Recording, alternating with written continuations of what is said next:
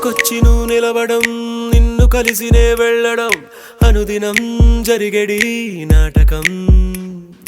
ఒక సగాన్ని చెప్పెయ్యడం, మరు సగాన్ని దాపెట్టడం తెలిసేలే కారణం.